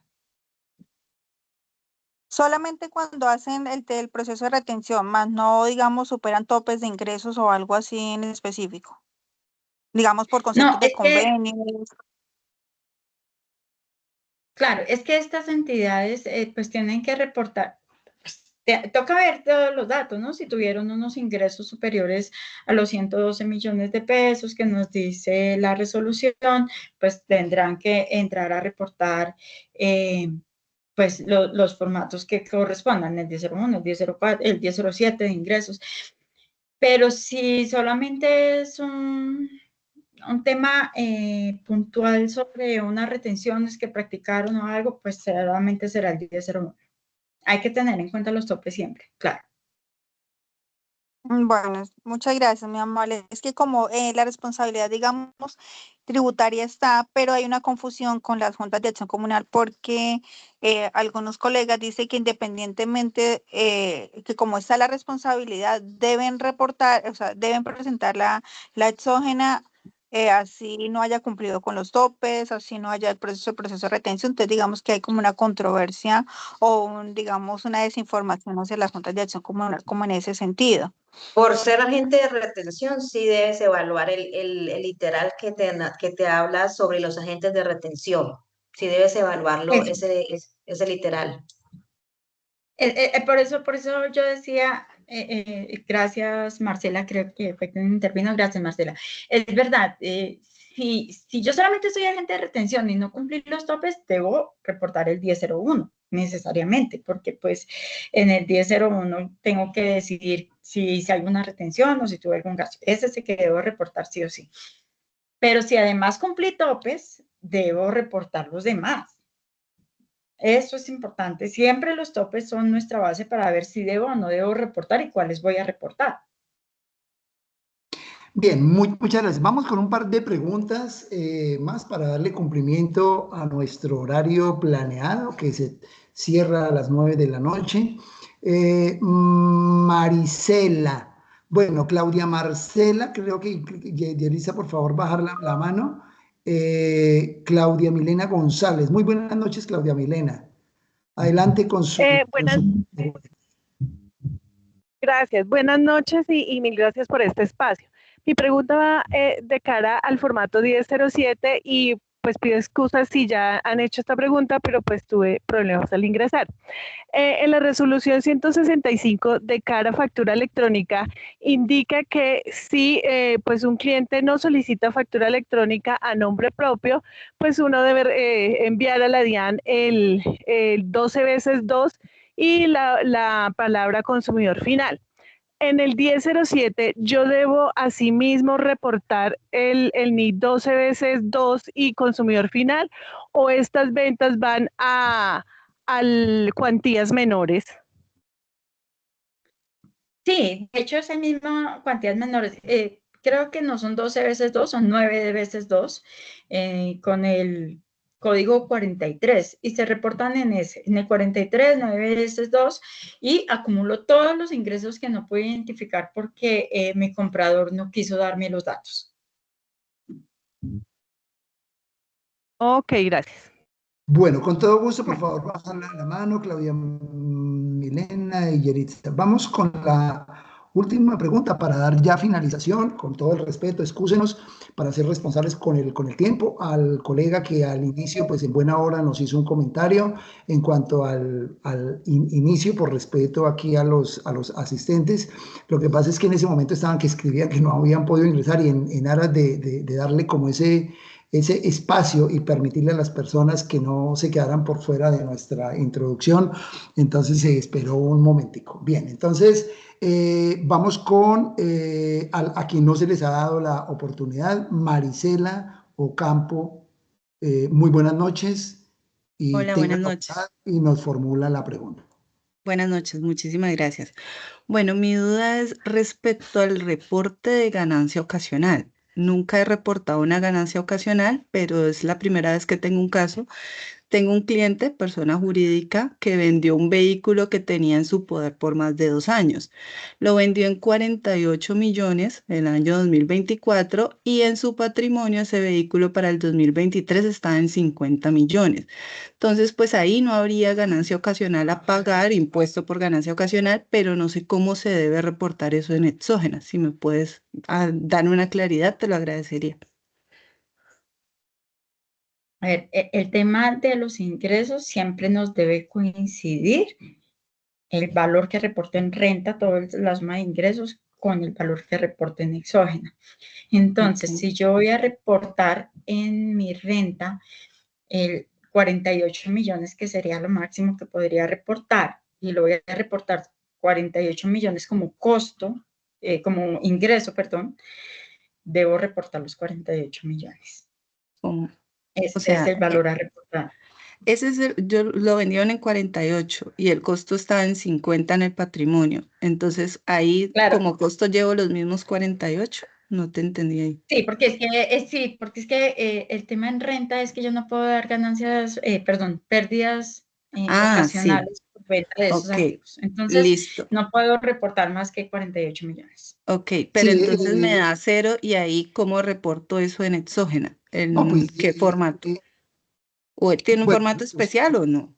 Adelante, Luz. Adelante. Sí, en el 1007. En el 1007 se reporta el ingreso. Como ingreso. Ah, ok, listo. Sí, señora. Vale, perfecto. Muchísimas gracias, muy amable. Con todo gusto. Apreciados colegas, en nombre de Cultura Financiera, su portal que está constituido para ustedes, Estamos en el proceso de, vamos a decir, de formalización de este portal, donde podrán encontrar ustedes incluso una sesión de editoriales de los conceptos a manera de juicio profesional de cada uno de los expertos aliados que en este momento se están ingresando a nuestro portal. También ofrecerles estos espacios a algún colega de ustedes que quieran o ustedes mismos que quieran compartir con nosotros un tema de interés, se ponen en contacto conmigo. Toda vez que estos espacios, como en algún momento lo hemos informado, es para ustedes, es para generar de alguna manera aclaraciones y que nos sirvan estos espacios como para posiblemente corregir algunos de procedimiento de interpretación inadecuada de alguna normatividad. Todo este material, incluida la grabación de este webinar, se va a subir en su momento por los profesionales, la empresa de herramientas virtuales, SAS, que es la empresa que está apoyándome en este bonito proyecto que de verdad tenía desde hace un poco más de 6 años y siempre tenía esta intención de crear un portal que fuera para ustedes y de ustedes. Agradeciéndoles a todos los colegas que se encuentran conectados y que de alguna manera mantuvieron esa buena disciplina en cuanto al micrófono y sus excelentes preguntas, que de alguna manera son las que nos enriquecen. Desde luego, mis agradecimientos en nombre del grupo a la colega Lucedit, a Garita Beltrán y bueno, demás asistentes, muchísimas gracias por haber compartido este espacio, invitándolos a que por favor se conecten y hagan parte de nuestro grupo, ingresen a www.culturafinanciera.co para que se enteren, allá hacen la inscripción. Se va a crear un formulario que para nosotros la opinión de ustedes es muy, muy importante en cuanto a ese impacto que pueda generar cada uno de nuestros eventos, de nuestros webinars en ustedes. Y invitándolos al siguiente evento, vamos a hablar de las normas internacionales de información financiera sobre sostenibilidad y el clima, que son unas normas de información financiera, entre comillas, nuevas, llevan 2 años, estamos a la espera del decreto del Ministerio de Comercio, Industria y Turismo, el Ministerio de Hacienda y del Consejo Técnico de la Contaduría Pública, que emitan este decreto para que sea incorporado dentro del Decreto Único Reglamentario 2420. Recordemos que nosotros los contadores en este momento estamos, vamos a decir, habituados a esos reportes o esa revelación de información financiera, pero de aquí en adelante vamos a tener que reportar información no financiera. Pero entonces vamos a ver en ese webinar, en ese seminario, qué tan cierto es que se va a reportar información no financiera, aunque este tipo de implementación de las normas dentro de las organizaciones van a generar un impacto en los estados financieros que también van a generar algunos gastos que tienen relación de causalidad con la actividad generadora de renta y posiblemente algunos costos. Entonces, vamos a enfocarlos también, ese impacto de las normas internacionales de sostenibilidad y clima, vamos a analizarlo desde el punto de vista tributario y desde luego desde el punto de vista financiero. Entonces, están cordialmente invitados en el grupo. A las personas que aún no hacen parte de nuestra comunidad pueden ingresar a www.culturafinanciera.co y ahí pueden hacer parte, incorporarse en el grupo de WhatsApp de comunicación permanente. Les agradezco. No queda más sino agradecerles y tenerlos en cuenta o invitarlos a que por favor nos acompañen en los próximos eventos. Muchísimas gracias y muy buenas noches. Bueno, buenas noches. Igual, muchas gracias.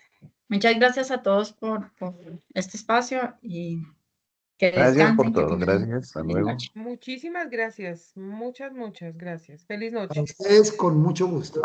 Muchas gracias, feliz noche. Buenas Gracias, noches. gracias por esa excelente Muchas explicación. gracias, hasta luego. Todo el material se va a compartir en culturafinanciera.co. Muchas gracias. Cultura financiera. www.culturafinanciera.co para que por favor estén pendientes de los próximos eventos.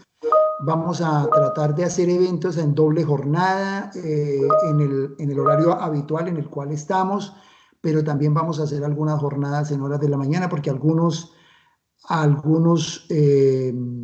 colegas de otros lugares me han pedido por la disponibilidad que abramos ese espacio en horas de la mañana, que también en una encuesta que se hizo previamente en el grupo fue el segundo horario elegido por la mayoría, que es entre 9 de la mañana y 11. Entonces, próximamente les estaremos informando en el grupo y en el portal de culturafinanciera.co.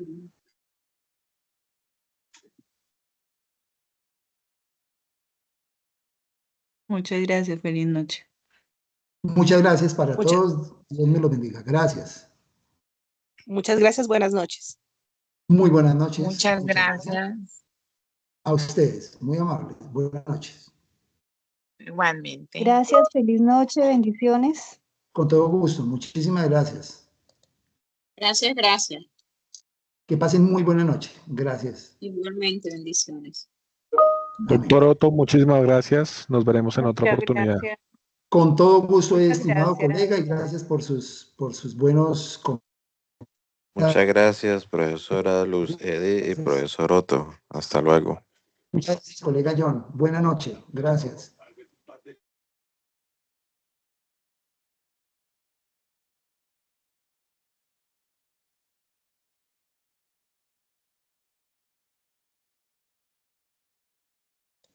Querida Luz, muchas gracias. Fue un agrado haber compartido con usted. Excelente exposición y explicación. Me han pedido por acá en el privado que si podemos lograr en estos días como repetirlo, pero en otro horario para otro tipo de usuarios que no tienen la disponibilidad en esta hora, sobre todo más como para estudiantes o ya sea de pregrado o de posgrado. Entonces vamos Luz, a ponernos de acuerdo a ver si en qué momento lo podemos hacer y si su merced tiene disponibilidad en un día de la siguiente semana entre 9 y 11. Listo, chévere, sí, está bien. Pedí que les ha gustado mucho, felicitaciones en nombre de Cultura Financiera, estos son espacios, y a los colegas que no se han desconectado, a alguien que quiera solicite un espacio, lo analizamos, por favor me lo hacen saber y les concedemos un espacio para exponer algún tema que sea de gran impacto, ya sea en lo público o en el sector privado. Por ahora vamos a hacer, ya tenemos una programación con el grupo de aliados de Cultura Financiera y próximamente vamos con las normas de sostenibilidad, posteriormente nos vamos con preparación de la renta de personas jurídicas y vamos a hacer ahí algún espacio sobre conciliación fiscal. Vamos a tratar de satisfacer algunas de las necesidades que nos han generado ustedes.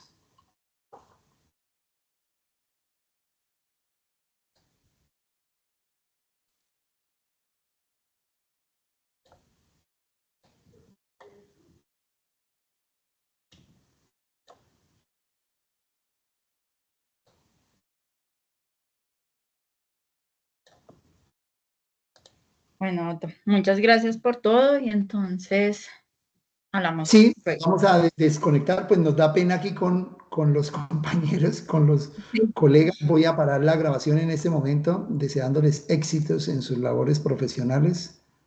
Muchas gracias.